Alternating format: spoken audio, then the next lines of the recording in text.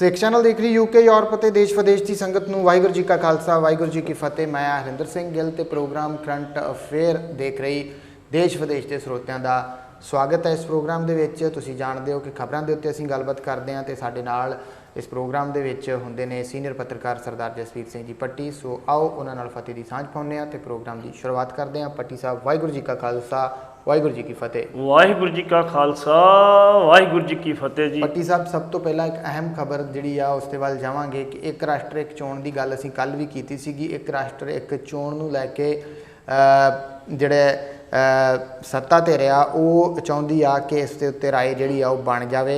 ते कल काफ़ी विरोधी धिरां जिहड़ियां सीगियां, वख-वख पार्टियां जिहड़ियां सीगियां वो इस मीटिंग दे विच शामिल नहीं हुईयां, पर फिर भी ये अनाउंस कर दिता गया है कि कमेटी बनाई जाएगी। वो कमेटी हुण प्रधानमंत्री नरेंद्र मोदी की अगवाई दे विच बननी है। तो इस चीज़ नूं किवें देख रहे हो कि इन्नियां पार्टियां जिहड़ियां आ वो शामिल भी नहीं हुईयां तां भी अनाउंसमेंट कर दी गई है। इन्ने काले किहड़ी गल नूं लैके आ?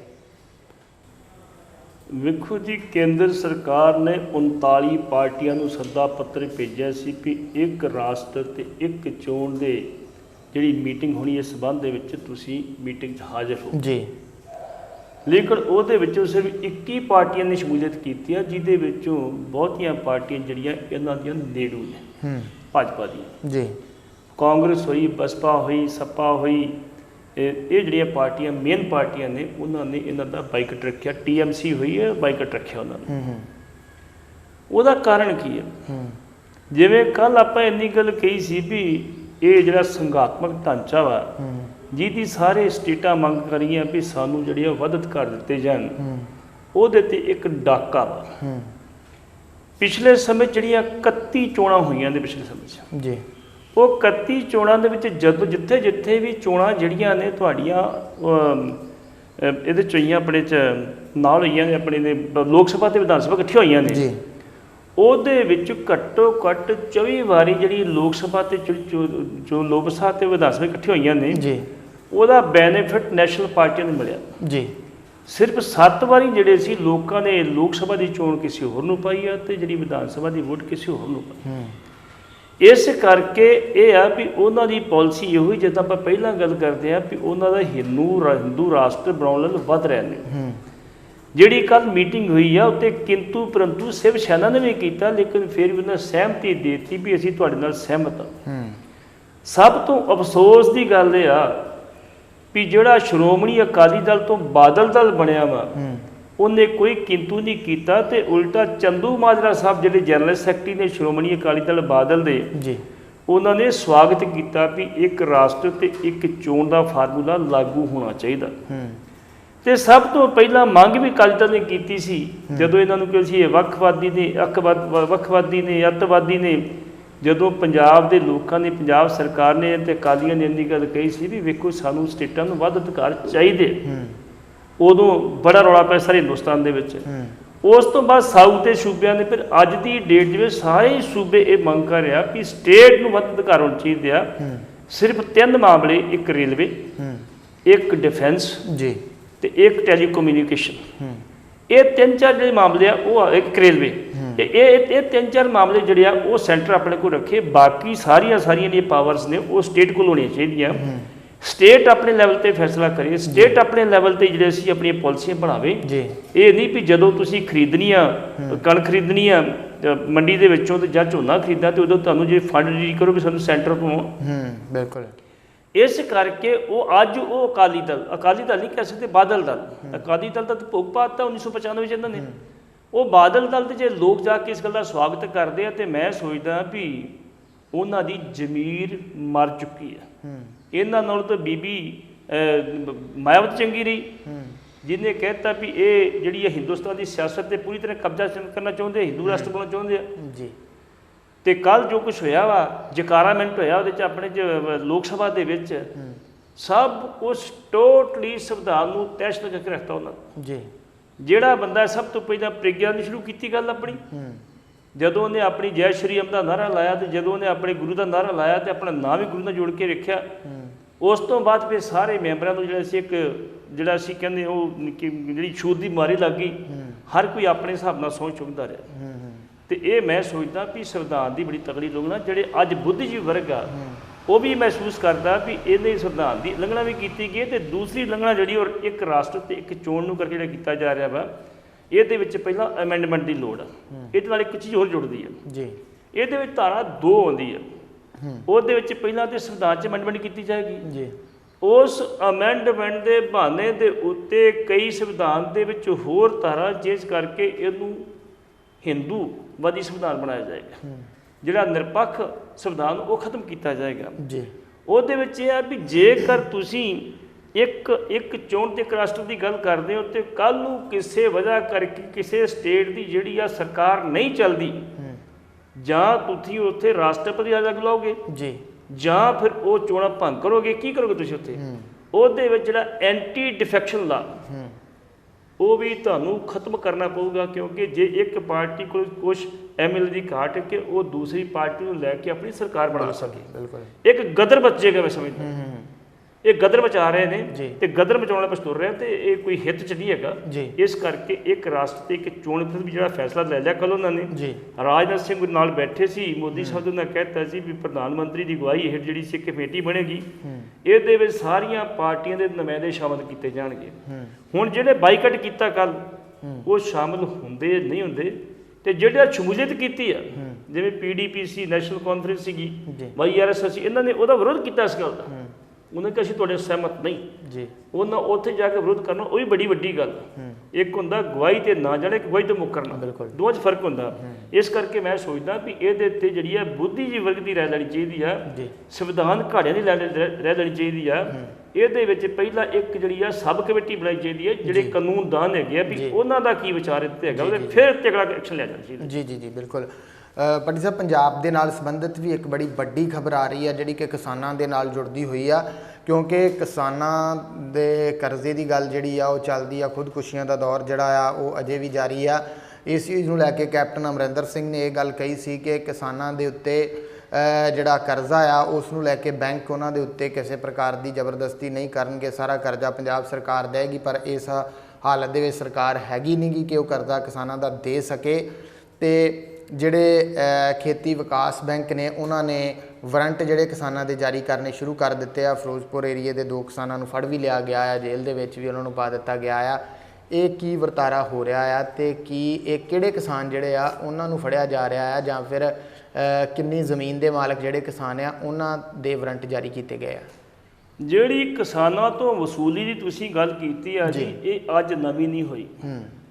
ਅਕਾਲੀ ਸਰਕਾਰ 10 ਸਾਲ ਰਹੀ ਆ ਤੇ ਉਸ ਸਮੇਂ ਦੇ ਉੱਤੇ ਵੀ ਕਿਸਾਨਾਂ ਦੀਆਂ ਕੁਰਕੀਆਂ ਵੀ ਹੁੰਦੀਆਂ ਰਹੀਆਂ, ਉਸ ਸਮੇਂ ਤੇ ਵੀ ਕਿਸਾਨ ਫੜ ਕੇ ਅੰਦਰ ਦਿੱਤੇ ਜਾਂਦੇ ਰਹੇ।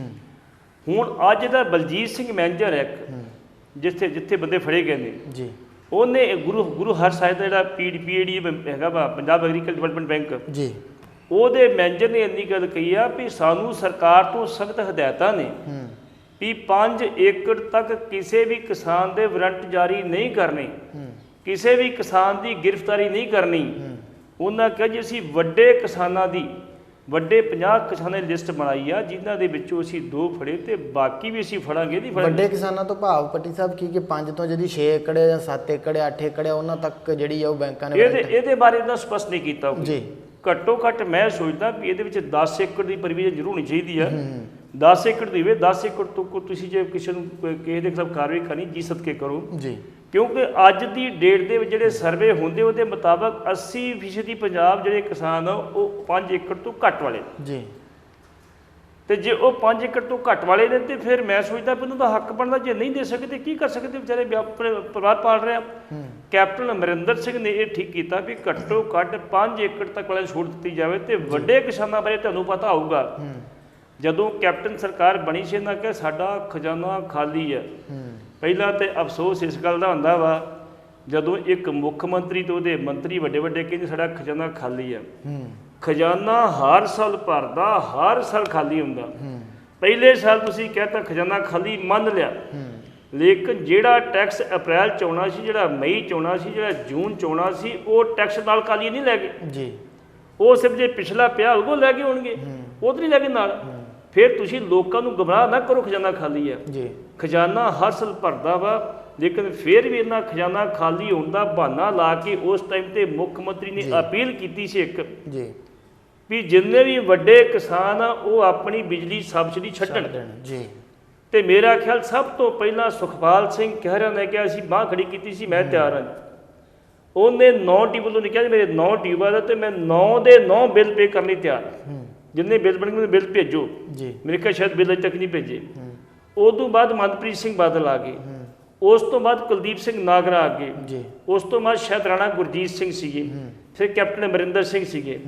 ਮਤਲਬ ਅਕਾਲੀਆਂ ਦੀ ਬਜਾਏ ਕਾਂਗਰਸੀ ਜਾਂ ਆਪ ਵਾਲਿਆਂ ਨੇ ਨਿਕਲ ਕਹਿਤੀ। ਜੀ ਲੇਕਿਨ ਸਰਦਾਰ ਪ੍ਰਕਾਸ਼ ਸਿੰਘ ਬਾਦਲ ਦਾ ਬਿਆਨ ਇਹ ਸੀ ਵੀ ਨਹੀਂ ਜੀ, ਅਕਾਲੀ ਸਰਕਾਰ ਨੇ ਸਾਰੇ ਕਿਸਾਨਾਂ ਨੂੰ ਬਿਜਲੀ ਮਾਫ ਕੀਤੀ ਆ, ਜੀ ਜਿਹਦੀ ਆਪਣੀ ਹਜ਼ਾਰਾਂ ਏਕੜ ਜ਼ਮੀਨ ਆ, ਜਿਹਦੇ ਮੇਰੇ ਕੋਲ ਹਜ਼ਾਰਾਂ ਟਿਊਬਵੈੱਲ ਹੋਣੇ ਆ। ਤੇ ਇਸ ਕਰਕੇ ਉਹਨਾਂ ਤੋਂ ਬਿੱਲ ਕਿਹਾ ਸੀ ਲਾਉਣ ਵਾਸਤੇ, ਲੇਕਿਨ ਉਹਨਾਂ ਦੇ ਕੰਨ ਤੇ ਜੂ ਨਹੀਂ ਸਰਕੀ। ਤੇ ਬੜੇ ਅਫਸੋਸ ਦੀ ਗੱਲ ਆ ਵੀ ਪੰਜਾਬ ਦੇ ਵਿਕਾਸ ਵਾਸਤੇ ਉਹ ਲੋਕ ਬਿਲਕੁਲ ਨਹੀਂ ਅੱਗੇ ਆਏ ਜਿਹੜੇ ਮਾਇਆਧਾਰੀ ਨੇ। ਜੀ ਅਜੇ ਗਰੀਬ ਭਾਵੇਂ ਆਪਣੇ ਕੋਲ ਖਰਚ ਕਰ ਲਏ, ਵੱਖਰੀ ਗੱਲ ਆ, ਮਾਇਆਧਾਰੀ ਨੂੰ ਅਜੇ ਵੀ ਸ਼ਰਮ ਚਾਹੀਦੀ ਆ। ਜੇ ਬੈਂਕ ਦੇ ਪੈਸੇ ਖਾਦੇ ਆ ਤੇ ਵਾਪਸ ਕਰੋ।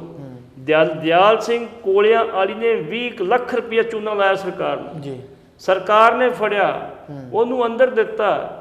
ਤੇ ਬਾਦਲ ਸਾਹਿਬ ਕਹਿੰਦੇ ਜੀ ਇਹ ਜਿਹੜਾ ਪੋਲੀਟੀਕਲ ਵੈਨਿਟੀ ਬਦਲਾਖੋਰੀ ਕਰ ਰਹੇ ਨੇ ਸਿਆਸੀ ਤੌਰ ਤੇ ਜੀ। ਉਹ ਕਹਿੰਦੇ ਜੀ ਰਿਕਾਰਡ ਬੋਲ ਰਿਹਾ ਬੈਂਕ ਦੇ ਇੰਨੇ ਪੈਸੇ ਖਾ ਗਿਆ, ਬਾਕੀ ਜਿਹੜੇ ਕਹਿੰਦੇ ਵੱਖਰੇ ਆ।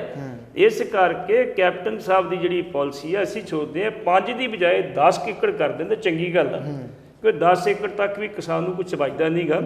5 ਏਕੜ ਤੱਕ ਠੀਕ ਉਹਨਾਂ ਦੀ ਗੱਲ ਤੇ ਠੀਕ ਹੈ, 10 ਵੀ ਕਰ ਦੇਣਗੇ ਪਤਾ ਫਰਕ ਨਹੀਂ ਪੈਣ ਲੱਗਾ। ਜੀ ਜੀ ਜੀ ਭੱਟੀ ਸਾਹਿਬ, ਸਨੀ ਦਿਓਲ ਦੀ ਸੰਸਦ ਮੈਂਬਰੀ ਜਿਹੜੀ ਆ ਉਹ ਰੱਦ ਹੋਣ ਦੇ ਜਿਹੜੀਆਂ ਆਸ਼ੰਕਾਵਾਂ ਆ ਉਹ ਲਗਾਈਆਂ ਜਾ ਰਹੀਆਂ ਨੇ।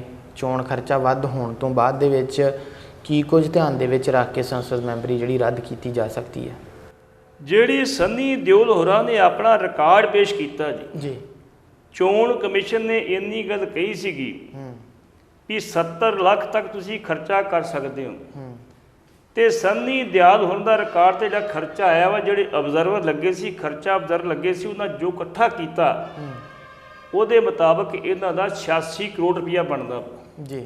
ਉਹ ਸ਼ਾਇਦ ਇਹਨਾਂ ਨੇ ਵੀ ਆਪਣੇ ਬਿੱਲ ਜਿਹੜੇ 86 ਕਰੋੜ ਦੇ ਦਿੱਤੇ ਆ, 86 ਲੱਖ ਦੇ, ਸੌਰੀ 86 ਲੱਖ ਦੇ 86 ਲੱਖ ਦੇ। ਹੁਣ ਜਿਹੜੀ ਬੀਜੇਪੀ ਆ ਉਹ ਉਹਦੇ ਪਿੱਛੇ ਆ ਗਈ ਜੀ। ਇਹਦੇ ਵਿੱਚ ਕੁਝ ਪਾਰਟੀ ਦੇ ਬਿੱਲ ਸੀ ਜਿਹੜੇ ਉਹਦੇ ਖਾਤੇ 'ਚ ਪੈ ਗਏ ਆ ਜੀ। ਉਹ ਕਹਿੰਦੇ ਸਪਸ਼ਟ ਕਰੋ ਕਿਹੜੇ ਪਾਰਟੀ ਦੇ ਸੀਗੇ, ਕਿਉਂਕਿ ਜਿਹੜਾ ਚੋਣ ਕਮਿਸ਼ਨ ਦਾ ਅਬਜ਼ਰਵਰ ਆ ਉਹਨੇ ਸਭ ਕੁਝ ਵੇਖ ਵਾਖ ਕੇ ਤੇ ਫਿਰ ਉਹ ਬਿੱਲ ਬਣਾਏ। ਹੁਣ ਸਵਾਲ ਇਹ ਪੈਦਾ ਹੁੰਦਾ ਵੀ ਚੋਣ ਕਮਿਸ਼ਨ ਉੱਤੇ ਕਾਰਵਾਈ ਕਰੇ ਜਾਂ ਨਹੀਂ ਕਰੇਗਾ। ਬੇਸਿਕਲੀ ਤੇ ਉਹਦੀ ਜਿਹੜੀ ਮੈਂਬਰ ਪਾਰਲੀਮੈਂਟਸ਼ਿਪ ਆ ਉਹ ਖਾਰਜ ਹੋ ਸਕਦੀ ਆ ਜੇ ਕਾਨੂੰਨਨ ਤੌਰ ਤੇ ਕਾਰਵਾਈ ਉਹ ਕਰੇ। ਲੇਕਿਨ ਸਾਡਾ ਜੇ ਕਾਨੂੰਨ 'ਚ ਬੜੀਆਂ ਮੋਰੀਆਂ ਹੁੰਦੀਆਂ, ਫਾਰ ਐਗਜ਼ਾਮਪਲ ਜੇ ਕਿਤੇ ਚੋਣ ਕਮਿਸ਼ਨ ਉਹਦੀ ਖਾਰਜ ਵੀ ਕਰ ਦਿੰਦਾ ਵਾ ਤੇ ਕੋਰਟਾਂ ਬੜੀਆਂ ਬੈਠੀਆਂ ਵਾ, ਕੋਰਟਾਂ ਨੇ 5 ਸਾਲ ਨਹੀਂ ਕਈ ਸਾਲ ਲੰਘਾ ਦੇਣੇ ਆ। ਪਰ ਮੈਂ ਇਹ ਕਹਿੰਦਾ ਵੀ ਜੇ ਚੋਣ ਕਮਿਸ਼ਨ ਦਾ ਫੈਸਲਾ ਆਖਰੀ ਹੋਵੇ ਤੇ ਫਿਰ ਸਨੀ ਦਿਓਲ ਜਿੱਦਾਂ ਆਏ ਸੀ 20 ਦਿਨਾਂ 'ਚ ਉੱਦਾਂ ਹੀ ਬਲੰਕ ਚਲੇ ਜਾਣਗੇ ਤੇ ਜਿਹੜੇ ਸਾਡੇ ਜਾਖੜ ਸਾਹਿਬ ਨੇ ਉਹਨਾਂ ਨੂੰ ਉਹਨਾਂ ਦੀ ਜਗ੍ਹਾ ਮਿਲ ਸਕਦੀ ਆ। ਲੇਕਿਨ ਕਾਨੂੰਨ ਦੀਆਂ ਮੋਰੀਆਂ ਜਿਹੜੀਆਂ ਉਹ ਕਿੰਨੀਆਂ ਕੁ ਸਾਥ ਦਿੰਦੀਆਂ ਸਨੀ ਦਿਓਲ ਹੋਰਾਂ ਦਾ, ਉਹ ਹੁਣ ਸਮਾਂ ਦੱਸੇਗਾ ਜੀ। ਭੱਟੀ ਸਾਹਿਬ, ਗੁਰੂ ਨਾਨਕ ਦੇਵ ਮਹਾਰਾਜ ਜੀ ਦੇ 550 ਸਾਲਾ ਪ੍ਰਕਾਸ਼ ਦਿਹਾੜੇ ਨੂੰ ਸਮਰਪਿਤ ਵੱਖ-ਵੱਖ ਥਾਵਾਂ ਦੇ ਉੱਤੇ ਪ੍ਰੋਗਰਾਮ ਜਿਹੜੇ ਆ ਚੱਲ ਰਿਹਾ। ਇਸੇ ਤਰ੍ਹਾਂ ਹੀ ਇੱਕ ਨਗਰ ਕੀਰਤਨ ਜਿਹੜਾ ਅਕਤੂਬਰ ਦੇ ਵਿੱਚ ਜਿਹੜਾ ਆ ਉਹ 28 ਤਰੀਕ ਨੂੰ ਅਕਤੂਬਰ ਦੀ ਨੂੰ ਆਰੰਭ ਹੋਣਾ। ਦਿੱਲੀ ਦੇ ਬੰਗਲਾ ਸਾਹਿਬ ਗੁਰਦੁਆਰੇ ਤੋਂ ਨਨਕਾਣਾ ਸਾਹਿਬ ਜਾਣਾ ਆ, ਉਸ ਦੀ ਪਰਮਿਸ਼ਨ ਜਿਹੜੀ ਆ ਉਹ ਮਿਲ ਗਈ ਆ। ਇਸ ਚੀਜ਼ ਨੂੰ ਕਿਵੇਂ ਦੇਖਦੇ ਹੋ? ਤੇ ਗੁਰੂ ਨਾਨਕ ਸਾਹਿਬ ਦੇ ਪ੍ਰਕਾਸ਼ ਦਿਹਾੜੇ ਦੇ ਉੱਤੇ ਅਜਿਹੀ ਪਰਮਿਸ਼ਨ ਮਿਲਣਾ ਤੇ ਇੱਕ ਵੱਡਾ ਨਗਰ ਕੀਰਤਨ ਜਿਹੜਾ ਦਿੱਲੀ ਤੋਂ ਚੱਲ ਕੇ ਫਿਰ ਅੰਮ੍ਰਿਤਸਰ ਆ ਕੇ ਰੁਕੇਗਾ ਤੇ ਅੰਮ੍ਰਿਤਸਰ ਤੋਂ ਫਿਰ ਉਹ 31 ਅਕਤੂਬਰ ਨੂੰ ਕਹਿੰਦੇ ਆ ਕਿ ਪਾਕਿਸਤਾਨ ਜਿਹੜਾ ਆ ਉਹ ਦਾਖਲ ਹੋਵੇਗਾ, ਨਨਕਾਣਾ ਸਾਹਿਬ ਜਾਵੇਗਾ। ਕਿਵੇਂ ਦੇਖ ਰਹੇ ਹੋ ਇਸ ਚੀਜ਼ ਨੂੰ? ਜਿੱਥੋਂ ਤੱਕ ਨਗਰ ਕੀਰਤਨ ਦੀ ਗੱਲ ਆ ਜੀ, ਸ਼੍ਰੋਮਣੀ ਅਕਾਲੀ ਦਲ ਦਿੱਲੀ ਦੇ ਜਿਹੜੇ ਪ੍ਰਧਾਨ, ਸਾਬਕਾ ਪ੍ਰਧਾਨ ਨੇ ਜੀ, ਸ਼੍ਰੋਮਣੀ ਅਕਾਲੀ ਦਲ ਦਿੱਲੀ ਦੇ ਪ੍ਰਧਾਨ ਜੀ, ਤੇ ਦਿੱਲੀ ਸਿੱਖ ਗੁਰਦੁਆਰਾ ਪ੍ਰਬੰਧਕ ਕਮੇਟੀ ਦੇ ਸਾਬਕਾ ਪ੍ਰਧਾਨ ਜੀ ਸਰਦਾਰ ਪਰਮਜੀਤ ਸਿੰਘ ਸਰਨਾ ਜੀ, ਤੇ ਜਿਹੜੇ ਉਹਨਾਂ ਦੇ ਭਰਾ ਨੇ ਹਰਵਿੰਦਰ ਸਿੰਘ ਸਰਨਾ ਜੀ, ਇਹ ਆਮ ਤੌਰ ਤੇ ਕਾਫੀ ਪਾਕਿਸਤਾਨ ਚ ਆਉਂਦੇ ਜਾਂਦੇ ਰਹਿੰਦੇ ਨੇ ਤੇ ਕਈ ਗੁਰਦੁਆਰਿਆਂ ਦੀ ਇਹਨਾਂ ਸੇਵਾ ਵੀ ਕਰਾਈ ਹੈ ਬਾਬੇ ਜਗਤਾਰ ਸਿੰਘ ਦੇ ਰਲ ਕੇ ਜੀ। ਉੱਥੋਂ ਦੀ ਸਰਕਾਰ, ਉੱਥੇ ਅਕਾਬ ਬੋਰਡ ਤੇ ਉੱਥੋਂ ਦਾ ਪ੍ਰਸ਼ਾਸਨ ਉਹ ਸਰਨਾ ਸਾਹਿਬ ਤੇ ਕਾਫੀ ਵਿਸ਼ਵਾਸ ਕਰਦਾ ਵਾ। ਸਰਨਾ ਸਾਹਿਬ ਪਹਿਲੀ ਵਾਰੀ ਨਹੀਂ, 2005 ਦੇ ਵਿੱਚ ਵੀ ਇੱਕ ਨਗਰ ਕੀਰਤਨ ਦਿੱਲੀ ਤੋਂ ਲੈ ਕੇ ਨਨਕਾਣਾ ਸਾਹਿਬ ਤੱਕ ਲੈ ਕੇ ਗਏ ਸੀਗੇ ਜੀ। ਉਹ ਮੇਰੇ ਖਿਆਲ ਸ਼ਾਇਦ ਆਜ਼ਾਦੀ ਤੋਂ ਬਾਅਦ ਪਹਿਲਾ ਨਗਰ ਕੀਰਤਨ ਸੀ ਲੱਗਿਆ ਸੀ, ਜਿਹਦੇ ਵਿੱਚ ਗੁਰੂ ਮਹਾਰਾਜ ਦਾ ਪ੍ਰਕਾਸ਼ ਕੀਤਾ ਸੀ ਤੇ ਜਿਹੜੀ ਪੂਰੇ ਦਾ ਪੁੱਤਰ ਜੀ ਬੱਸ ਸੀ ਉਹ ਐਂਟਰ ਕੀਤੀ ਸੀ ਪਾਕਿਸਤਾਨ ਦੇ ਵਿੱਚ ਜੀ। ਔਰ ਮੈਂ ਸੋਚਦਾ ਵੀ ਉਸ ਟਾਈਮ ਤੇ 2005 ਦੇ ਵਿੱਚ ਅਫਸੋਸ ਇਸ ਗੱਲ ਦਾ ਸੀਗਾ, ਜਿਹੜੀ ਸ਼੍ਰੋਮਣੀ ਗੁਰਦੁਆਰਾ ਪ੍ਰਬੰਧਕ ਕਮੇਟੀ ਇਹ ਦਮ ਭਰਦੀ ਵੀ ਅਸੀਂ ਸਿੱਖੀ ਦੇ ਪ੍ਰਚਾਰ ਤੇ ਪ੍ਰਸਾਰ ਲਈ ਜਿਹੜੀ ਉਹ ਯਤਨ ਕਰ ਰਹੇ ਹਾਂ ਜੀ। ਤੇ ਜਿਹੜੇ ਗੁਰੂ ਸਾਹਿਬ ਦੀ ਸਿੱਖਿਆ ਦਿੰਦੇ ਨੇ, ਜਿਹੜੇ ਗੁਰੂ ਸਾਹਿਬ ਕੇ ਰੋਜ਼ ਮੱਥਾ ਟੇਕ ਕੇ ਅਰਦਾਸ ਕਰਦੇ ਸਰਬੱਤ ਦੇ ਭਲੇ ਦਾ ਭਲਾ ਮੰਗਦੇ ਆ, ਤੇ ਉਸੇ ਗੁਰੂ ਸਾਹਿਬ ਦਾ ਬਾਈਕਾਟ ਕੀਤਾ ਸੀ ਸ਼੍ਰੋਮਣੀ ਕਮੇਟੀ ਨੇ ਵੀ ਅਸੀਂ ਇਸ ਨਗਰ ਕੀਰਤਨ ਦਾ ਸਵਾਗਤ ਨਹੀਂ ਕਰਨਾ। ਲੇਕਿਨ ਉਸ ਨਗਰ ਕੀਰਤਨ ਨੂੰ ਦਿੱਲੀ ਤੋਂ ਲੈ ਕੇ ਤੇ ਨਨਕਾਣਾ ਸਾਹਿਬ ਜਿਹੜਾ ਸਵਾਗਤ ਉਹਦਾ ਕੀਤਾ ਗਿਆ ਜੋਸ਼ੋ ਖਰੋਸ਼ ਨਾਲ, ਇਕੱਲੇ ਇੱਕ ਧਿਰ ਨੇ ਨਹੀਂ, ਹਰ ਧਰਮ ਦੇ ਲੋਕਾਂ ਨੇ ਥਾਂ ਥਾਂ ਤੇ ਨਗਰ ਕੀਰਤਨ ਦਾ ਸਵਾਗਤ ਕੀਤਾ ਜੀ। ਲੋਕਾਂ ਨੇ ਮੱਥਾ ਟੇਕਿਆ, ਪ੍ਰਸ਼ਾਦ ਲਿਆ, ਅਰਦਾਸਾਂ ਹੋਈਆਂ ਤੇ ਜਿਹੜਾ ਕਾਫੀ ਦੇਰ ਜਿਹੜਾ ਇੱਕ ਦਿਨ ਪਹਿਲਾਂ ਪੁੱਜਣਾ ਸੀ, ਇੱਕ ਦਿਨ ਲੇਟ ਪੁੱਜਣਾ ਸੀ, ਰਾਤ ਆ ਕੇ ਠਹਿਰਨਾ ਸੀ ਇੱਥੇ ਨਗਰ ਕੀਰਤਨ ਅੰਮ੍ਰਿਤਸਰ ਦੇ ਵਿੱਚ, ਉਹ ਰਾਤ ਵੀ ਵਿੱਚ ਐਂਟਰ ਹੋ ਗਈ ਸੀ। ਜੀ ਜੀ ਜੀ। ਇਹਨਾਂ ਜਿਹੜਾ ਸੀ ਨਗਰ ਕੀਰਤਨ ਜਿਹੜਾ ਸੀ ਹੁੰਗਾਰਾ ਮਿਲਿਆ ਸੀ, ਹੁੰਗਾਰਾ ਮਿਲਿਆ ਸੀ ਜੀ। ਹੁਣ ਸਰਨਾ ਸਾਹਿਬ ਜਿਹੜੇ ਪ੍ਰਧਾਨ ਨਹੀਂ ਰਹੇ ਦਿੱਲੀ ਕਮੇਟੀ ਦੇ, ਜਿਹੜੇ ਦਿੱਲੀ ਕਮੇਟੀ ਦੇ ਮੌਜੂਦਾ ਜਿਹੜੇ ਮਨਜੀਤ ਸਿੰਘ ਜੀਕੇ ਤੇ ਮੱਕੜ ਸ਼੍ਰੋਮਣੀ ਕਮੇਟੀ ਦੇ ਪ੍ਰਧਾਨ ਹੁੰਦੇ ਸੀ, ਇਹ ਪਾਕਿਸਤਾਨ ਗਏ ਸੀਗੇ ਵੀ ਸਾਨੂੰ ਇਹ ਨਗਰ ਕੀਰਤਨ ਲਿਜਾਣ ਦੀ ਆਗਿਆ ਦਿੱਤੀ ਜਾਵੇ। ਪਾਕਿਸਤਾਨ ਸਰਕਾਰ ਕੋਲ ਇਹ ਵੀ ਗਏ ਸੀ ਵੀ ਸੇਵਾ ਸਾਨੂੰ ਦਿੱਤੀ ਜਾਵੇ, ਤੁਸੀਂ ਸਰਨੇ ਕੋਲ ਕੀ ਆ, ਸਰਨੇ ਕੋਲ ਤੇ ਕੁਝ ਨਹੀਂ ਹੈਗਾ। ਉਹ ਕਹਿੰਦੇ ਠੀਕ ਹੈ ਜੀ ਤੁਹਾਨੂੰ ਵੀ ਸੇਵਾ ਦੇ ਦਿਆਂਗੇ, ਕੋਈ ਗੱਲ ਨਹੀਂ। ਲੇਕਿਨ ਪਾਕਿਸਤਾਨ ਸਰਕਾਰ ਨੇ ਨਾ ਸੇਵਾ ਦਿੱਤੀ ਤੇ ਨਾ ਨਗਰ ਕੀਰਤਨ ਦੀ ਆਗਿਆ ਦਿੱਤੀ। ਸਰਨਾ ਸਾਹਿਬ ਨੂੰ ਕਰੀਬ 1 ਸਾਲ ਪਹਿਲਾਂ ਉਹਨਾਂ ਨੇ ਕਹਿ ਦਿੱਤਾ ਸੀ, ਸਰਨਾ ਸਾਹਿਬ ਤੁਸੀਂ ਨਗਰ ਕੀਰਤਨ ਲੈ ਕੇ ਆਉਣਾ ਵਾ 550 ਸਾਲਾਂ ਦੇ ਉੱਤੇ ਜੀ। ਤੇ ਅਪ੍ਰੈਲ ਦੇ ਵਿੱਚ ਜਦੋਂ ਉਹ ਗਏ ਨੇ, ਉਹਨਾਂ ਨੂੰ ਬਕਾਇਦਾ ਤੌਰ ਤੇ ਲਿਖਤੀ ਪੜਤੀ ਜਿਹੜੀ ਸੀ ਇੱਕ ਲੈਟਰ ਮਿਲ ਗਈ ਜੀ ਵੀ ਇਹ ਤੁਹਾਨੂੰ ਅਸੀਂ ਪਰਮਿਸ਼ਨ ਦੇ ਦਿੱਤੀ ਆ, ਤੁਸੀਂ ਜਿੰਨੇ ਵੀ ਨਾਲ ਆਪਣੇ ਸਾਥੀ ਲੈ ਕੇ ਆਉਣਾ ਚਾਹੋ, ਜਿੱਡਾ ਵੀ ਜੱਥਾ ਨਾਲ ਲੈ ਕੇ ਆਉਣਾ ਚਾਹੋ, ਅਸੀਂ ਉਹਦਾ ਵੈਲਕਮ ਕਰਦੇ, ਅਸੀਂ ਵੀ ਜੇ ਦਿਆਂਗੇ ਉਹਨਾਂ ਨੂੰ। ਹੁਣ ਇਹ ਸਵਾਲ ਪੈਦਾ ਹੁੰਦਾ ਵੀ ਮਨਜਿੰਦਰ ਸਿੰਘ ਸਿਰਸਾ ਆਪਣੇ ਲੈਵਲ ਤੇ ਜ਼ੋਰ ਲਾਈ ਜਾਂਦਾ ਵੀ ਇਹ ਆਗਿਆ ਸਾਨੂੰ ਮਿਲਣੀ ਚਾਹੀਦੀ ਆ। ਉਹ ਕਹਿੰਦੇ ਭਾਈ ਸਾਨੂੰ ਕੀ ਇਤਰਾਜ਼ ਆ, ਆਗਿਆ ਲੈ ਲਓ, ਤੁਸੀਂ ਲੈ ਲਓ, ਸਾਨੂੰ ਕੀ ਇਤਰਾਜ਼ ਹੈਗਾ। ਪਰ ਮੈਂ ਸੋਚਦਾ ਵੀ ਇਹ ਗੱਲ ਨਹੀਂ ਹੋਣੀ ਚਾਹੀਦੀ, ਭਾਵੇਂ ਆਗਿਆ ਪਰਮਜੀਤ ਸਰਨੇ ਨੂੰ ਮਿਲੀ ਆ, ਭਾਵੇਂ ਸਰਸੇ ਨੂੰ ਮਿਲੀ ਆ, ਭਾਵੇਂ ਜੀਕੇ ਨੂੰ ਮਿਲੀ, ਕਿਸੇ ਨੂੰ ਮਿਲੀ ਆ, ਇਹ ਮਿਲ ਕੇ ਜਿਹੜਾ ਸੀ ਸਮਾਗਮ ਕੀਤਾ ਜਾਣਾ ਚਾਹੀਦਾ। ਇਹ ਨਗਰ ਕੀਰਤਨ ਜਿਵੇਂ ਸਾਰਿਆਂ ਨੂੰ ਸਾਥ ਦੇਣਾ ਚਾਹੀਦਾ। ਐਗਜ਼ੀਬਿਸ਼ਨ ਵਿਸ਼ੇਸ਼ ਕਰਕੇ ਜਿਹੜੀ ਗਲਤੀ 2005 'ਚ ਕੀਤੀ ਆ, ਇਹ ਇਸ ਵਾਰੀ ਜੇ ਇਹਨਾਂ ਗਲਤੀ ਕੀਤੀ ਲੋਕ ਮਾਫ ਨਹੀਂ ਕਰਨਗੇ। ਲੋਕ ਤਾਂ ਅੱਗੇ ਬੜੇ ਔਖੇ ਇਹਨਾਂ ਦੇ ਉੱਤੇ। ਇਸ ਕਰਕੇ ਮੈਨੂੰ ਉਮੀਦ ਆ ਵੀ ਜਿਹੜੇ ਲੌਂਗੋਵਾਲ ਸਾਹਿਬ ਨੇ ਉਹ ਇਹ ਗਲਤੀ ਨਹੀਂ ਕਰਨਗੇ ਤੇ ਨਗਰ ਕੀਰਤਨ ਦਾ ਸਵਾਗਤ ਕਰਨਗੇ। ਤੇ ਅਸੀਂ ਵਧਾਈ ਦਿੰਦੇ ਹਾਂ ਸਰਨਾ ਸਾਹਿਬ ਨੂੰ ਕਿ ਸਰਨਾ ਸਾਹਿਬ ਨੇ ਕਿ ਵਧੀਆ ਉਪਰਾਲਾ ਕੀਤਾ ਵਾ। ਇੱਕ ਤੇ ਦੋਵਾਂ ਦੇਸ਼ਾਂ ਵਿੱਚ ਨੇੜਤਾ ਵਧੇਗੀ, ਦੂਸਰਾ ਜਿਹੜੇ ਸਾਡੇ ਗੁਰਧਾਮ ਪਾਕਿਸਤਾਨ ਦੇ ਵਿੱਚ ਨੇ ਉਹਨਾਂ ਦੇ ਦਰਸ਼ਨ ਕਰਨ ਦੇ ਸੰਗਤਾਂ ਨੂੰ ਵੱਡੀ ਗਿਣਤੀ ਜਿਹੜਾ ਮੌਕਾ ਮਿਲੇਗਾ ਜੀ। ਬੜੀ ਸਾਹਿਬ, ਪੰਜਾਬ ਦੇ ਵਿੱਚ ਪਾਣੀ ਦਾ ਪੱਧਰ ਜਿਹੜਾ ਆ ਲਗਾਤਾਰ ਹੇਠਾਂ ਡਿੱਗਦਾ ਜਾ ਰਿਹਾ, ਜਿਸ ਨੂੰ ਲੈ ਕੇ ਸਰਕਾਰ ਵੀ ਚਿੰਤਾ ਦੇ ਵਿੱਚ ਆ। ਤੇ ਇਸ ਸੰਬੰਧ ਦੇ ਵਿੱਚ ਇੱਕ ਮੀਟਿੰਗ ਜਿਹੜੀ ਆ ਉਹ ਕੱਲ ਹੋ ਰਹੀ ਆ ਮੰਤਰੀ ਮੰਡਲ ਦੀ ਵੀ, ਕਿ ਕਿਵੇਂ ਇਸ ਚੀਜ਼ ਦੇ ਉੱਤੇ ਜਿਹੜਾ ਆ ਉਹ ਕਾਬੂ ਪਾਇਆ ਜਾਵੇ ਕਿ ਪਾਣੀ ਦਾ ਪੱਧਰ ਜਿਹੜਾ ਹੁਣ ਬੋਰ ਜਿਹੜੇ ਆ ਗਾਂ ਉਹਨਾਂ ਦੀ ਆਗਿਆ ਜਿਹੜੀ ਆ ਉਹ ਵੀ ਕਹਿੰਦੇ ਨਹੀਂ ਦਿੱਤੀ ਜਾਣੀ ਅਜੇ, ਜਿਹੜੇ ਬੰਬੀਆਂ ਦੇ ਬੋਰ ਆ। ਤੇ ਇਸ ਦੇ ਨਾਲ ਨਾਲ ਕਰਤਾਰਪੁਰ ਸਾਹਿਬ ਲਾਂਘੇ ਦੀ ਗੱਲ ਕਰੀਏ ਤਾਂ ਉਹਦਾ ਕੰਮ ਵੀ ਕਹਿੰਦੇ ਕਾਫੀ ਢਿੱਲਾ ਚੱਲ ਰਿਹਾ ਆ। ਉਮੀਦ ਨਹੀਂ ਆ ਕਿ 550 ਸਾਲਾ ਗੁਰੂ ਨਾਨਕ ਦੇਵ ਜੀ ਦਾ ਜਦੋਂ ਆਉਣਾ ਆ ਉਦੋਂ ਤੱਕ ਉਹ ਪੂਰਾ ਹੋਵੇ।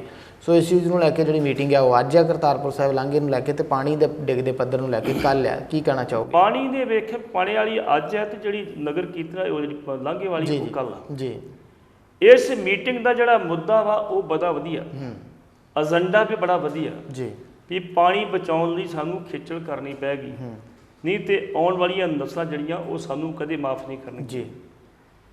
ਗੱਲ ਸਿਰਫ ਇਹ ਨਹੀਂ ਕਿ ਪਾਣੀ ਕਿਵੇਂ ਬਚਾਇਆ ਜਾਣਾ, ਅਸੀਂ ਇਹ ਕਹਿੰਦੇ ਵੀ ਹਰ ਨਾਗਰਿਕ ਦੀ ਜ਼ਿੰਮੇਵਾਰੀ ਬਣਦੀ ਆ ਵੀ ਉਹ ਪਾਣੀ ਬਚਾਉਣ ਲਈ ਜਿਹੜੀ ਸੀ ਉਪਰਾਲਾ ਕਰੇ, ਘੱਟ ਤੋਂ ਘੱਟ ਪਾਣੀ ਇਸਤੇਮਾਲ ਕਰੇ ਜੀ।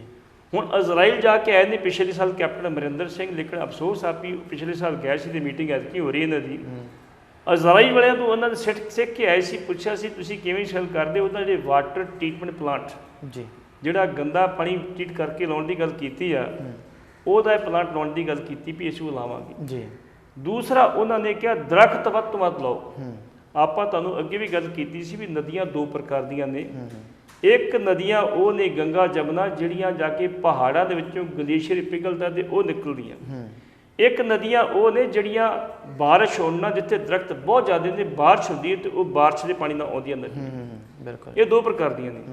ਅਸੀਂ ਸੋਚਦੇ ਵੀ ਜੇ ਕਿਤੇ ਇੱਥੇ ਜਿਹੜਾ ਜੰਗਲ ਜਿੰਨਾ ਲੋੜੀਂਦਾ ਉਹ 33% ਲੱਗ ਜਾਂਦਾ ਵਾ ਤੇ ਬਾਰਿਸ਼ ਪ੍ਰੋਪਰਲੀ ਹੁੰਦੀ ਆ ਤੇ ਪਾਣੀ ਦੀ ਕੋਈ ਕਿੱਲਤ ਨਹੀਂ ਰਹੇਗੀ ਜੀ, ਕਿਉਂਕਿ ਜਿਹੜਾ ਪਾਣੀ ਆ, ਪਾਣੀ ਤੋਂ ਬਗੈਰ ਤੇ ਨਿਆਮਤ ਕੋਈ ਚੀਜ਼ ਹੈ ਹੀ ਨਹੀਂ। ਪਾਣੀ ਤੋਂ ਬਗੈਰ ਰੋਟੀ ਤੋਂ ਬਗੈਰ ਕੋਈ ਜਿੰਦਾ ਰਹਿ ਜਾਓਗੇ ਤੁਸੀਂ, ਪਾਣੀ ਬਗੈਰ ਜਿੰਦਾ ਨਹੀਂ ਰਹਿ ਸਕਦੇ ਤੁਸੀਂ।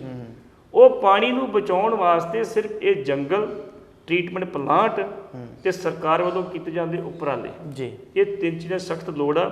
ਜੇ ਉਹ ਮੀਟਿੰਗ ਕਰ ਰਹੇ ਤੇ ਮੈਂ ਸੋਚਦਾ ਬਹੁਤ ਚੰਗੀ ਗੱਲ ਆ। ਹਰ ਘਰ ਦੇ ਵਿੱਚ ਮੈਂ ਸੋਚਦਾ ਆਪਣੀ ਜਿੱਥੇ ਤੱਕ ਜਗ੍ਹਾ ਨਹੀਂ ਹੈਗੀ ਕੋਠੇ ਤੇ ਇੱਕ ਛੋਟੀ ਜਿਹੀ ਫੁਲਵਾੜੀ ਜ਼ਰੂਰ ਲਾਓ ਜੀ, ਛੋਟੇ ਛੋਟੇ ਦਰਖਤ ਲਾਓ ਜੀ ਜਿਹੜੇ ਆਕਸੀਜਨ ਪੈਦਾ ਕਰਦੇ ਆ, ਜਿਹੜੀ ਠੰਡਕ ਪੈਦਾ ਕਰਦੇ ਆ। ਤੇ ਜੇ ਇਹ ਕਰੋਗੇ ਤੇ ਮੇਰੇ ਖਿਆਲ ਸ਼ਾਇਦ ਅਸੀਂ ਕਿਤੇ ਕਿਤੇ ਆ ਕੇ ਜਿਹੜਾ ਅਸੀਂ ਉਹ ਇਸ ਦੇ ਵਿੱਚ ਕਾਮਯਾਬ ਹੋਵਾਂਗੇ। ਅਗਲੀ ਗੱਲ ਜੀ, ਇਹਦੇ ਵਿੱਚ ਅਸੀਂ ਕਿਸਾਨ ਨੂੰ ਕਦੇ ਦੋਸ਼ੀ ਨਾ ਠਹਿਰਾਈਏ। ਇਹਦੇ ਵਿੱਚ ਵੱਡੀਆਂ ਵੱਡੀਆਂ ਫੈਕਟਰੀਆਂ ਵਾਲੇ ਬੜੇ ਦੋਸ਼ੀ ਜੀ, ਜਿਹੜੇ ਬੜਾ ਸਾਰਾ ਪਾਣੀ ਵੇਸਟ ਕਰਦੇ ਨੇ, ਉਹ ਗੰਦਾ ਕਰਦੇ ਨੇ। ਉਹ ਗੰਦਾ ਪਾਣੀ ਜਿਹੜਾ ਫਿਰ ਨਦੀਆਂ ਨਾਲੇ 'ਚ ਪਾ ਕੇ ਤੇ ਉਹਨਾਂ ਨੂੰ ਗੰਦਾ ਕਰਦੇ ਨੇ ਜੀ, ਉਹਨਾਂ ਦੇ ਵੀ ਕੰਟਰੋਲ ਕਰਨ ਦੀ ਲੋੜ ਹੈ। ਉਹਨਾਂ ਨੂੰ ਕਹੋ ਤੁਸੀਂ ਆਪਣੇ ਵਾਟਰ ਟ੍ਰੀਟਮੈਂਟ ਲਾਓ ਜੀ, ਰੀਚਾਰਜ ਸਿਸਟਮ ਲਾਓ, ਵਾਟਰ ਹਾਰਵੈਸਟਿੰਗ ਕਰੋ। ਹੁਣ ਤੁਸੀਂ ਵੇਖੋ ਨਾ, ਸ਼੍ਰੋਮਣੀ ਕਮੇਟੀ ਵਾਲਿਆਂ ਨੇ ਜਿਹੜਾ ਵਾ ਹਾਰਵੈਸਟ ਕੀਤੀ ਆ ਜੀ, ਹਾਰਵੈਸਟਿੰਗ ਦੀ ਗੱਲ ਕੀਤੀ ਆ। ਆਪਾਂ ਅੱਗੇ ਵੀ ਗੱਲ ਕੀਤੀ ਸੀ ਵੀ ਉਹਨਾਂ ਦਾ ਪ੍ਰੋਜੈਕਟ ਪੁਰਾਣਾ ਸੀ, ਪੁਰਾਣੇ ਪ੍ਰੋਜੈਕਟ ਨੂੰ ਨਵੇਂ ਸਿਰੇ ਸ਼ੁਰੂ ਕੀਤਾ। ਇਸੇ ਤਰ੍ਹਾਂ ਜਿਹੜੀ ਦਰਬਾਰ ਸਾਹਿਬ ਦੇ ਵਿੱਚ ਕਹਿੰਦੇ ਜੀ ਅਸੀਂ ਪਰਿਕਰਮਾ ਦੇ ਉੱਤੇ ਜਿਹੜੇ ਬਰਾਂਡੇ ਨੇ ਜੀ, ਉਹਨਾਂ ਦੇ ਉੱਤੇ ਜਿਹੜੀਆਂ ਅਸੀਂ ਵੇਲਾਂ ਲਾਵਾਂਗੇ ਜੀ। 2005 ਕੇ 6 ਦੇ ਵਿੱਚ ਵੀ ਕੰਮ ਸ਼ੁਰੂ ਕੀਤਾ ਸੀ। ਬਾਬਾ ਅਮਰੀਕ ਸਿੰਘ ਹੁੰਦੇ ਸੀ, ਉਹਨਾਂ ਗਮਲੇ ਲਾ ਕੇ ਉੱਤੇ ਬੜੇ ਪੌਦੇ ਲਾਏ ਸੀ ਉੱਥੇ ਹਰੇ ਭਰੇ ਜੀ ਜੀ, ਲੇਕਿਨ ਮੁੜ ਕੇ ਕਿਸੇ ਨੇ ਕੇਅਰ ਹੀ ਨਹੀਂ ਕੀਤੀ ਜੀ। ਜੇ ਤੁਸੀਂ ਇੱਕ ਵਾਰੀ ਸ਼ੁਰੂ ਕਰਕੇ ਮੁੜ ਕੇ ਉਹਦਾ ਧਿਆਨ ਨਹੀਂ ਰੱਖਣਾ ਤੇ ਕੋਈ ਫਾਇਦਾ ਨਹੀਂ ਪੈਸੇ ਬਰਬਾਦ ਕਰਨਾ ਗੁਰੂ ਦੀ ਮੁਲਕ ਦਾ।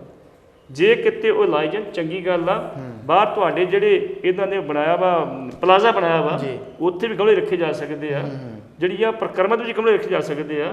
ਕਰਨ ਸਹੀ ਕੁਛ ਨਾ ਕੁਛ। ਬਿਲਕੁਲ ਇਹ ਤਪਸ਼ ਜਿਹੜੀ ਹੈ ਕਹਿੰਦੇ ਉਹ ਬਹੁਤ ਜ਼ਿਆਦਾ ਹੈ ਤੇ ਜਿਹੜਾ ਸੰਗਮਰਮਰ ਆ ਉਹਦੇ ਉੱਤੇ ਵੀ ਜਦੋਂ ਸੂਰਜ ਦੀ ਰੋਸ਼ਨੀ ਪੈਂਦੀ ਆ ਤਾਂ ਉਹ ਅੱਖਾਂ ਦੇ ਵਿੱਚ ਜਿਹੜੇ ਸ਼ਰਧਾਲੂ ਗਿੱਲ ਸਾਹਿਬ ਅੱਜ ਤੋਂ 50 ਸਾਲ ਪਿੱਛੇ ਚੱਲ ਜਾਓ, ਤਰਨਤਾਰਨ ਜਿਹੜਾ ਦਰਬਾਰ ਸਾਹਿਬ ਜੀ ਅੰਮ੍ਰਿਤਸਰ ਸੀ, ਇਹਦੀਆਂ ਪ੍ਰਕਰਮਾਂ ਦੇ ਵਿੱਚ ਥਾਂ ਤਾਂ ਕੋਈ ਅੰਬ ਦੇ ਦਰਖਤ ਸੀ, ਕੋਈ ਜਾਮਨੂੰ ਦੇ ਦਰਖਤ ਸੀ, ਜਦ ਤੱਕ ਸਨ ਬੜੇ ਦਰਖਤ ਸਨ ਜੀ। ਲੇਕਿਨ ਸਮੇਂ ਦੇ ਉੱਤੇ ਆਉਣ ਤੇ ਜਿਹੜੀ ਬਾਬੇ ਸਾਡੇ ਆਏ ਨੇ ਕਾਰਸ਼ੇ ਵਾਲੇ, ਇਹਨਾਂ ਨੇ ਵੱਢ ਵੁੱਢ ਕੇ ਪਾਸੇ ਕੀਤੇ, ਮੁੜ ਕੇ ਕਿਸੇ ਲਾਉਣ ਦੀ ਖਿਚੜੀ ਨਹੀਂ ਕੀਤੀ। ਬਿਲਕੁਲ। ਪੱਟੀ ਸਾਹਿਬ ਆਖਰੀ ਸਵਾਲ ਜਿਹੜਾ ਹੈ ਉਹ ਤੁਹਾਡੇ ਕੋਲ ਪੁੱਛਣਾ ਚਾਹੂੰਗਾ ਕਿ ਜਿਹੜੀ ਦਿੱਲੀ ਦੇ ਵਿੱਚ ਇੱਕ ਸਿੱਖ ਪਿਓ ਪੁੱਤ ਦੇ ਨਾਲ ਪੁਲਿਸ ਵਾਲਿਆਂ ਨੇ ਕੁੱਟਮਾਰ ਕੀਤੀ ਸੀ, ਉਸ ਦੇ ਵਿੱਚ ਹਾਈ ਕੋਰਟ ਜਿਹੜੀ ਆ ਉਸ ਨੇ ਜਿਹੜਾ ਆ ਉਹ ਜਵਾਬ ਤਲਬੀ ਕੀਤੀ ਆ ਪੁਲਿਸ ਤੋਂ। ਕੀ ਪੁੱਛਿਆ ਗਿਆ ਵਾ ਤੇ ਕੀ ਇੰਨੇ ਛੋਟੇ ਬੱਚੇ ਦੇ ਉੱਤੇ ਜਿਹੜਾ ਆ ਉਹ ਇਸ ਤਰੀਕੇ ਦੇ ਨਾਲ ਜਿਹੜੀਆਂ ਲਾਠੀਆਂ ਆ ਉਹ ਚਲਾਈਆਂ ਜਾ ਸਕਦੀਆਂ ਜਾਂ ਉਹਦੀ ਖਿੱਚ ਤੂ ਕੀਤੀ ਜਾ ਸਕਦੀ ਹੈ? ਇਹਦੇ ਤੇ ਚੰਗੀ ਗੱਲ ਆ ਜੀ, ਹਾਈ ਕੋਰਟ ਨੇ ਨੋਟਿਸ ਲਿਆ ਵਾ ਜੀ। ਅਸੀਂ ਸੋਚਦੇ ਹਾਂ ਵੀ ਦੇਰ ਨਾਲ ਲਿਆ ਵਾ, ਹਾਈ ਕੋਰਟ ਨੂੰ ਉਸੇ ਦਿਨ ਨੋਟਿਸ ਲਾਉਣਾ ਚਾਹੀਦਾ ਸੀ। ਲੇਕਿਨ ਫਿਰ ਵੀ ਜੇ ਉਹਨੇ ਨੋਟਿਸ ਲਿਆ ਵੀ ਸਾਨੂੰ ਇਹ ਦੱਸਿਆ ਜਾਵੇ ਕਿ 15 ਸਾਲ ਦੇ ਬੱਚੇ ਨੂੰ ਧੂ ਕੇ ਉਹਦੀ ਕੁੱਟਮਾਰ ਕਿਉਂ ਕੀਤੀ ਗਈ, ਕਿਵੇਂ ਤੁਹਾਨੂੰ ਕਿਹਨੇ ਅਧਿਕਾਰ ਦਿੱਤਾ ਕੁੱਟਮਾਰ ਕਰਨ ਦਾ। ਫਿਰ ਉਹ ਸਰਕਾਰੀ ਵਕੀਲ ਕਹਿੰਦਾ ਵੀ ਵੇਖੋ ਜੀ 3 ਬੰਦੇ ਸਸਪੈਂਡ ਕਰ ਦਿੱਤੇ ਅਸੀਂ। ਉਹ ਕਹਿੰਦੇ ਗੱਲ 3 ਬੰਦਿਆਂ ਦੀ, ਆਹ ਵੀਡੀਓ ਵੇਖੋ, ਇਹ 'ਚ ਕਿੰਨੇ ਮੁਲਾਜ਼ਮ ਆ ਜੀ? 3 ਬੰਦੇ ਸਸਪੈਂਡ ਕਰਨ ਦਾ ਮਤਲਬ ਕੀ ਆ? ਸਾਨੂੰ ਇਹ ਸਪਸ਼ਟ ਕੀਤਾ ਜਾਵੇ ਵੀ ਇਹ ਬੱਚੇ ਨੇ ਕਿਹੜਾ ਕਤਲ ਕਰਤਾ ਸੀ, ਇਹ ਬੱਚੇ ਨੇ ਕਿਹੜਾ ਕਾਰਜ ਕੀਤਾ ਤੁਸੀਂ ਉਹਨੇ ਕੁੱਟਮਾਰ ਕੀਤੀ ਜਨਤਕ ਤੌਰ ਤੇ। ਜੇ ਹਾਈ ਕੋਰਟ ਸਟ੍ਰਿਕਟ ਹੋਈ ਆ ਤੇ ਮੈਂ ਸੋਚਦਾ ਵੀ ਥੋੜੀ ਬਾਤੀ ਪੁਲਿਸ ਨੂੰ ਅਕਲ ਆ ਜਾਏਗੀ। ਅੱਜ ਮੈਂ ਹੁਣੇ ਜਦੋਂ ਘਰੋਂ ਆਇਆ ਸੀ ਕਿ ਵੀਡੀਓ ਵੇਖ ਰਿਹਾ ਸੀ, ਦਿੱਲੀ ਪੁਲਿਸ ਦੀ ਗੱਡੀ ਦਾ ਡਰਾਈਵਰ ਸ਼ਰਾਬੀ ਆ, ਸ਼ਰਾਬ ਦੀ ਬੋਤਲ ਕੋਲ ਪਈ ਆ, ਪਾਣੀ ਪਿਆ ਕੋਲ, ਮੁਰਗਾ ਪਿਆ ਗੱਡੀ ਦੇ ਵਿੱਚ ਹੀ, ਗੱਡੀ ਚਲਾਉਣ ਨਾਲ ਖਾਂਦਾ ਪੀਂਦਾ ਜਾਂਦਾ। ਅੱਗੇ ਜਾ ਕੇ ਸਕੂਟਰੀ ਦੇ ਵਿੱਚ ਮਾਰਦਾ। ਮੈਂ ਕਿਹਾ ਸ਼ਾਇਦ ਉਹ ਵੀ ਸਰਦਾਰ ਸੀ ਬੰਦਾ, ਦੋਧੀ ਸੀ ਕੋਈ, ਉਹ ਡਿੱਗ ਪੈਂਦਾ। ਲੋਕ ਇਕੱਠੇ ਹੋ ਜਾਂਦੇ ਤੇ ਉਹਨੂੰ ਗਾਲਾਂ ਕੱਢਦੇ ਡਰਾਈਵਰ ਨੂੰ ਵੀ ਤੁਹਾਡੀ ਇਹ ਕਰਤੂਤ ਆ। ਫਿਰ ਦਿੱਲੀ ਪੁਲਿਸ ਵਾਲੇ ਕੁਝ ਮੁਲਾਜ਼ਮ ਆਉਂਦੇ ਤੇ ਉਹਨੂੰ ਲੈ ਕੇ ਚਲੇ ਜਾਂਦੇ ਆ, ਕਿਸੇ ਦੀ ਕੋਈ ਸੁਣਾਈ ਨਹੀਂ ਹੁੰਦੀ। ਜੇ ਪੁਲਿਸ ਦਾ ਇਹ ਰਵੱਈਆ ਲੋਕਾਂ ਨੂੰ ਮਾਰਨ ਦਾ ਤੇ ਬਚਾਉਣ ਵਾਲਾ ਕੌਣ ਹੋਊਗਾ? ਮੈਂ ਕੋਰਟ ਦੀ ਤੁਸੀਂ ਗੱਲ ਕੀਤੀ ਆ, ਮੈਂ ਤੁਹਾਨੂੰ ਥੋੜ੍ਹੇ ਹੋਰ ਪਿੱਛੇ ਲੈ ਜਾ ਜੀ। 1992 ਦੇ ਵਿੱਚ ਜਦੋਂ ਪੰਜਾਬ ਦੇ ਹਾਲਾਤ ਅਜੇ ਖਰਾਬ ਸੀਗੇ ਤੇ ਤਰਨਤਾਰਨ ਪੁਲਿਸ ਦੇ ਵਿੱਚ ਖੱਟੜਾ ਸਾਹਿਬ ਹੁੰਦੇ ਸੀ, ਰਣਬੀਰ ਸਿੰਘ ਖੱਟੜਾ ਐਸਐਸਪੀ ਹੁੰਦੇ ਸੀ ਜੀ। ਤੇਗ ਬਹਾਦਰ ਸਿੰਘ ਸੀਆਈ ਸਟਾਫ ਦੇ ਵਿੱਚ ਜਿਹੜਾ ਸੀ ਇੰਸਪੈਕਟਰ ਸਬ ਇੰਸਪੈਕਟਰ ਸੀ, ਇੰਚਾਰਜ ਸੀਗਾ। ਇਹਨਾਂ ਨੇ ਹਵਾਲਾ 'ਚ ਬੰਦੇ ਕੱਢੇ ਤੇ 3 ਮੁੰਡੇ ਜਾ ਕੇ ਬਲਟੋਏ ਥਾਣੇ ਜਾ ਕੇ ਮਾਰ ਦਿੱਤੇ। ਮਾਰ ਕੇ ਤੇ ਉੱਥੋਂ ਦੇ ਐਸਐਚਓ ਨੂੰ ਫੋਨ ਕੀਤਾ ਵੀ ਤੂੰ ਕਿੱਥੋਂ ਤੁਰਿਆ ਫਿਰਦਾ? ਕਹਿੰਦੇ ਜੀ ਮੈਂ ਥਾਣੇ। ਕਹਿੰਦਾ ਥਾਣੇ ਕਰਦਾ ਬੈਠਾ, ਜਾ ਤੇਰੇ ਫਲਾਣੇ ਇਲਾਕੇ ਦੇ ਵਿੱਚ ਬੰਦੇ ਮੇਰੇ ਬਾਈ ਉੱਥੇ ਜਾ ਕੇ। ਐਸਐਚਓ ਚੌਧਰੀ ਸੀਤਾਰਾਮ ਸੀਗੇ, ਉਹਨੇ 3 ਬੰਦੇ ਚੁੱਕੇ, ਬੰਦੇ ਚੁੱਕ ਕੇ ਲਿਆ ਕੇ ਤੇ ਹਸਪੀਟਲ ਲੈ ਗਿਆ ਪੋਸਟਮਾਰਟਮ ਵਾਸਤੇ। ਉਹਦੇ ਚੋਂ ਇੱਕ ਬੱਚਾ ਜਿਹੜਾ ਸੀ ਜਿੰਦਾ ਨਿਕਲ ਆਇਆ ਜੀ। ਉਹ ਡਾਕਟਰ ਨੇ ਟ੍ਰੀਟਮੈਂਟ ਕੀਤਾ, ਬੋਲਣ ਲੱਗ ਪਿਆ। ਉਹਨੇ ਕਿਹਾ ਜੀ ਮੇਰੇ ਪਿੰਡ ਦੀ ਫਲਾਣੀ ਇੱਕ ਨਰਸ ਲੱਗੀ, ਨੂੰ ਬੁਲਾ ਦਿਓ ਤੁਸੀਂ। ਉਹਨੇ ਉਹਨੂੰ ਬੁਲਾਇਆ, ਉਹਨੇ ਕਿਹਾ ਭੈਣ ਆਹ ਗੱਲ ਹੈ, ਮੇਰੇ ਨਾਲ ਘਟਨਾ ਵਾਪਰੀ, ਤੇ ਉਹਨਾਂ ਇਲਾਜ ਸ਼ੁਰੂ ਕਰ ਦਿੱਤਾ। ਰੌਲਾ ਪੈ ਗਿਆ। ਉਹ ਨਰਸ ਦਾ ਘਰ ਵਾਲਾ ਜਿਹੜਾ ਸੀ ਉਹ ਕਾਮਰੇਡ ਸੀਗਾ, ਮਹਾਂਵੀਰ ਸਿੰਘ। ਰੌਲਾ ਪੈ ਗਿਆ ਤੇ ਪੁਲਿਸ ਆਈ, ਪੁਲਿਸ ਨੇ ਫਿਰ ਉਹ ਬੰਦਾ ਥਾਣਿਓਂ ਜ਼ਬਰਦਸਤੀ ਚੁੱਕਿਆ ਤੇ ਬਾਹਰ ਜਾ ਕੇ ਗੋਲੀਆਂ ਮਾਰ ਕੇ ਫਿਰ ਲਿਆ ਕੇ ਦਿੱਤਾ ਵੀ ਲੋ ਹੁਣ ਮਾਰ ਲਓ। ਉਹ ਅਗਲੇ ਦਿਨ ਖਬਰ ਛਪੀ ਇੰਡੀਅਨ ਐਕਸਪ੍ਰੈਸ ਦੇ ਵਿੱਚ। ਤਤਕਾਲੀ ਜਿਹੜੇ ਸਾਡੇ ਇੱਕ ਜੱਜ ਸੀਗੇ ਸੁਪਰੀਮ ਕੋਰਟ ਦੇ, ਕੁਲਦੀਪ ਸਿੰਘ ਜੀ, ਉਹਨਾਂ ਨੇ ਨੋਟਿਸ ਲਿਆ ਵੀ ਇਹ ਘਟਨਾ ਕਿਵੇਂ ਵਾਪਰੀ, ਦੀ ਪੜਤਾਲ ਕੀਤੀ ਜਾਵੇ। ਚੀਫ ਜਸਟਿਸ ਹਾਈ ਕੋਰਟ ਨੂੰ ਕਿਹਾ ਵਿਦਨ 2 ਡੇਜ਼ ਰਿਪੋਰਟ ਚਾਹੀਦੀ ਹੈ। ਉਹ ਗਿਆ ਹਾਈ ਕੋਰਟ ਨੇ ਕਹਿੰਦਾ ਵਿਦਨ 1 ਡੇ ਜੇ ਡਿਸਟ੍ਰਿਕਟ ਸੈਸ਼ਨ ਅੰਮ੍ਰਿਤਸਰ ਉਹ ਰਿਪੋਰਟ ਕਰੇ। ਰਿਪੋਰਟ ਕੀਤੀ, ਸਾਬਤ ਹੋ ਗਿਆ ਵੀ ਬੰਦਾ ਜਿਹੜਾ ਚੁੱਕ ਕੇ ਦੁਬਾਰਾ ਮਾਰਿਆ ਗਿਆ। ਉਹਦੇ ਵਿੱਚ ਸੁਪਰੀਮ ਕੋਰਟ ਦੇ ਹੁਕਮਾਂ ਦੇ ਉੱਤੇ ਐਸਐਚਓ ਨੂੰ 20 ਸਾਲ ਦੀ ਸਜ਼ਾ ਹੋਈ। ਜਿਹੜੇ ਕੁਝ ਬੰਦੇ ਸੀ ਹੋਰ ਉਹਨਾਂ ਨੂੰ ਸਜ਼ਾ ਹੋਈ, ਲੇਕਿਨ ਜਿਹੜਾ ਅਸਲੀ ਦੋਸ਼ੀ ਸੀ ਬਚ ਗਿਆ। ਅਸਲੀ ਦੋਸ਼ੀ ਨੂੰ ਜਾ ਕੇ 7 ਸਾਲ ਬਾਅਦ ਇੱਕ ਹੋਰ ਕੇਸ 'ਤੇ ਸਜ਼ਾ 20 ਸਾਲ ਹੋਈ। ਮੇਰਾ ਕਹਿਣ ਤੋਂ ਭਾਵ ਜੇ ਪੁਲਿਸ ਜਿਹੜੀ ਲੋਕਾਂ ਦੀ ਦੁਸ਼ਮਣ ਬਣ ਗਈ, ਪੁਲਿਸ ਜਦਾਦ ਬਣ ਜਾਂਦੀ ਤੇ ਫਿਰ ਲੋਕਾਂ ਦੀ ਰਾਖੀ ਕੌਣ ਕਰੂਗਾ? ਦਿੱਲੀ ਪੁਲਿਸ ਦਾ ਰਵੱਈਆ ਨੂੰ ਸੁਧਾਰਨਾ ਪਊਗਾ। ਦਿੱਲੀ ਸਾਡੀ ਕੈਪੀਟਲ ਆ, ਜਿੱਥੇ ਕਈ ਦੇਸ਼ਾਂ ਦੇ ਲੋਕ ਆਉਂਦੇ ਆ, ਵੇਖਦੇ ਇੱਥੇ ਕੀ ਬਣਦਾ ਵਾ। ਹਾਈ ਕੋਰਟ ਨੇ ਨੋਟਿਸ ਲਿਆ, ਚੰਗਾ ਕੀਤਾ। ਅਸੀਂ ਸੋਚਦੇ ਵੀ ਜਿਨ੍ਹਾਂ ਨੇ ਉਸ ਨਾਬਾਲਗ ਬੱਚੇ ਦੇ ਉੱਤੇ ਕੁੱਟਮਾਰ ਕੀਤੀ ਉਹਨਾਂ ਦੇ ਖਿਲਾਫ ਕਾਨੂੰਨਸਾਰ ਕਾਰਵਾਈ ਕਰਕੇ ਉਹਨੂੰ ਸਜ਼ਾ ਦਿੱਤੀ ਜਾਵੇ। ਜੀ ਬਿਲਕੁਲ। ਸੋ ਇਹ ਸਨ ਸੀਨੀਅਰ ਪੱਤਰਕਾਰ ਸਰਦਾਰ ਜਸਵੀਰ ਸਿੰਘ ਜੀ ਪੱਟੀ, ਜਿਨ੍ਹਾਂ ਨੇ ਪ੍ਰੋਗਰਾਮ ਕਰੰਟ ਅਫੇਅਰ ਦੇ ਰਾਹੀਂ ਦੇਸ਼ ਵਿਦੇਸ਼ ਦੀਆਂ ਸੰਗਤਾਂ ਦੇ ਨਾਲ ਖਬਰਾਂ ਦੀ ਸਾਂਝ ਜਿਹੜੀ ਆ ਉਹ ਪਾਈ ਆ। ਸੋ ਅੱਜ ਦੇ ਇਸ ਪ੍ਰੋਗਰਾਮ ਦੇ ਵਿੱਚ ਇੰਨਾ ਹੀ। ਇਸ ਪ੍ਰੋਗਰਾਮ ਦਾ ਸਮਾਂ ਜਿਹੜਾ ਸਮਾਪਤ ਆ, ਇੱਥੇ ਹੀ ਬੁਲਾਉਂਦੇ ਆ। ਫਤਿਹ। ਵਾਹਿਗੁਰੂ ਜੀ ਕਾ ਖਾਲਸਾ, ਵਾਹਿਗੁਰੂ ਜੀ ਕੀ ਫਤਿਹ।